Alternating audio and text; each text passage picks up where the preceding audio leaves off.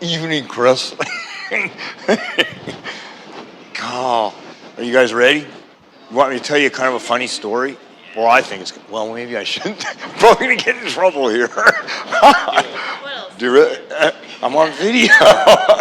Well, I think it's kind of funny because I'm an older guy, but this younger guy came up to me on Monday, and he came up and said, geez, it's a good thing you're an older guy doing these classes. There's a lot of attractive women in here. And I looked at him and I said, look, I'm old, but I'm not dead. Come on.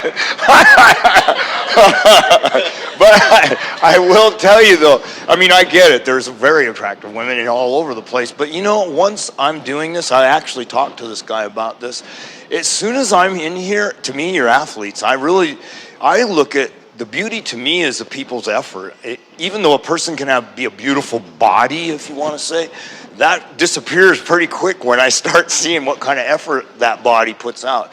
And that may sound a little weird, but that's how weird I am about this. I really value effort, that kind of thing. But yeah, I'm still alive. I thought that was pretty funny, though.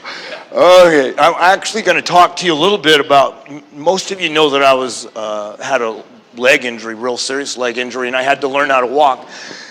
And I was thinking, had a thought.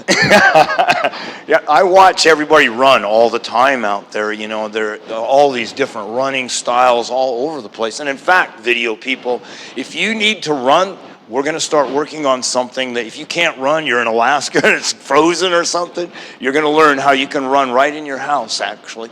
So I had to learn how they taught me how to walk again. I had to go through a whole process of learning to walk again because my nerves were all severed and everything. So part of the thing that they taught me was how to march. And I knew that from the military anyway, but that was the beginning of how to regain my function as walking. And part of that, they have this program called the 100 Up. You can even Google it, 100 Up, H-U-N-D-R-E-D, up, U-P. And it was, I don't know all the details of it, but you can Google it. But the guy, this was from 1870s or something like this. This guy was an Olympic runner or world record holder, maybe. And he came up with this system of teaching people how to run properly, because everybody just thinks they know how to run. You know, most people haven't been instructed on how to run at all. And I had to learn kind of how to run again. Not that I can, in fact, I still do some of the stuff, but I'm going to take you through some of the stuff that we had to do. And it's more challenging than you'd think. Actually, you saw a little bit of it, and yeah, we're having a little challenge with it. So we'll work on that. In fact, since this is Frankenstein class, I get to do whatever I want to do. Maybe we won't even get into this part, but because I want to try this on you a little bit. Okay, so the first thing you want to do is you want to get your feet so that they're about 6 to 8 inches apart. Then all I'm going to have you do is pick up your right leg to waist height and then drop it. Pick up your left leg and then drop it. Just waist height. It has to get to waist height. It can't be here. It has to be waist height. A little bit higher, Alicia. Perfect. Exactly. And then I want you to picture that there's a wall that goes right through your body that extends like this, that you can't get this hand on this side of the wall, you can't get this hand on that side of the wall. It'll stop you from going there. And I want you to put your hand so that one hand is touching that wall and one hand is touching your hip. So it's like this. You kind of had an angle almost even. And I want you just to switch. Wall, hip. Wall, hip. Got it?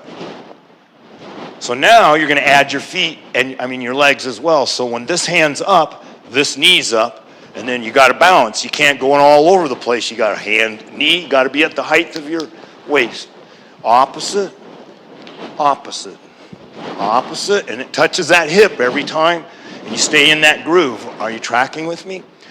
This is the easy version. Pretty soon, when we can do 100 or so of those like that, and it's harder than you think. We're going to do 30 of them, and 15 on each leg, and you'll feel it.